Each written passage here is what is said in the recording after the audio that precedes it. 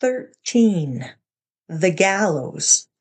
A crowd that isn't silent, but cheering. That's where this story begins. Not in a castle, not with a prophecy, not with someone being chosen. It begins with a boy who knows he's about to die, and a crowd treating it like entertainment. When Aidan and I started writing Rebels of Halklyen, we knew that opening would make some people uncomfortable. That was the point. We didn't want the danger in this story to feel abstract.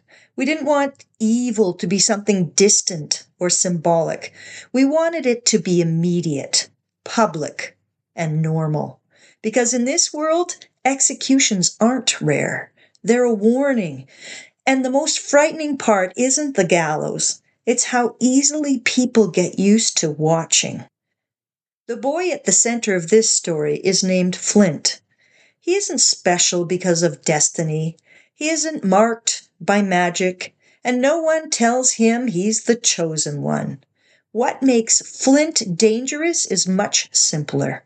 He notices injustice, and he reacts to it. Even when reacting puts him at risk. Even when staying silent would be safer. That trait, reacting instead of accepting, is what drives everything that follows. The people who pull Flint out of that moment aren't heroes in shining armor.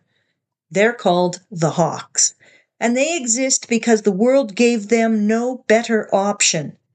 They're former guards, traitors, fighters, healers, people who learned that following the rules was causing more harm than breaking them. They don't fight for glory. They fight because secrecy is survival, and because doing nothing would mean becoming part of the crowd that cheers. Rebels of Halklyen is not a power fantasy. Training is brutal. Choices have consequences. Killing isn't triumphant, it leaves marks. This is a story about learning when resistance matters and what it costs to keep going once you've chosen it.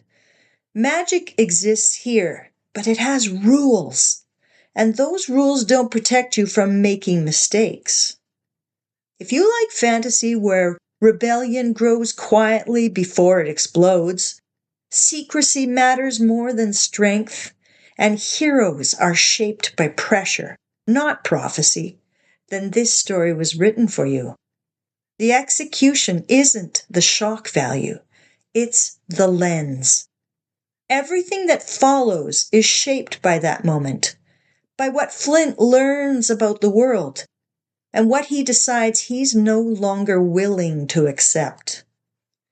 If this kind of opening pulls you in, if you like fantasy that asks uncomfortable questions and doesn't rush the answers, Rebels of Halklyen is book 1 of the Hawks trilogy. You can start with the novel, or the audiobook if that's how you like to experience stories. Either way, welcome to Halklyen. The rebellion starts small. If you like, there's even a free prequel.